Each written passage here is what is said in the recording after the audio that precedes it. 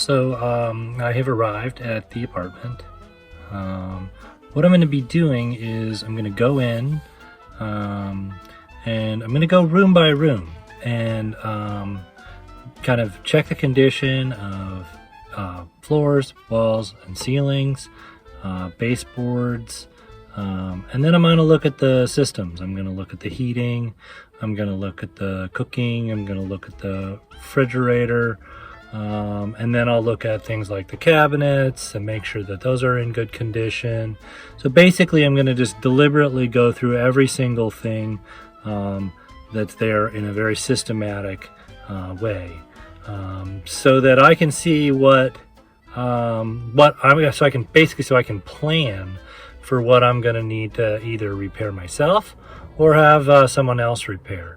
Again, more things that pop into my head are the condition of the toilet, the bathtub, the shower valve, the floor of the toilet, around the toilet, the sink in the bathroom, see if it's running, is the water pressure okay. Another thing I'll look at is electrically, are all the lights working, are the light switches working, and I probably won't get into the outlets, but I will ask the tenant. I'll say, hey, what are the things that you've been living here for the last several years? What are some of the things that have been going on that are being bothersome to you? Now, the tenant has, he's a very deliberate guy, so he's been communicating with me regularly anytime anything is wrong. So I'm pretty confident that I know what's happening in there. But still I'm going to ask, because again, he's living there, I'm not. He's going to have more insight into what's happening in the apartment.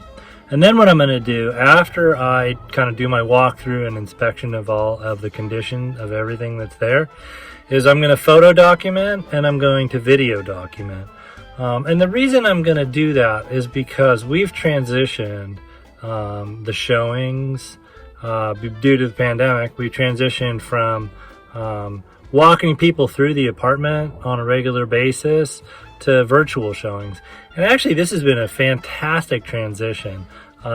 We always used to like to do these virtual showings instead. We've rented a lot of apartments to people from out of town who never saw the apartment, rented it, and occupied it. So it was something we were doing like as much as we could before the pandemic. But now that the pandemic happened, it really that really opened the door for us. So to make that kind of my kind of our go-to method. We do lose some potential tenants for that, but we live in a pretty high demand area. The apartment's in a high demand area, so it's not really that big of a deal. If we lose somebody, maybe it adds a couple of days of showings or something like that. But those people, it's no any one potential tenant is a guarantee. So we much prefer the remote showing situation.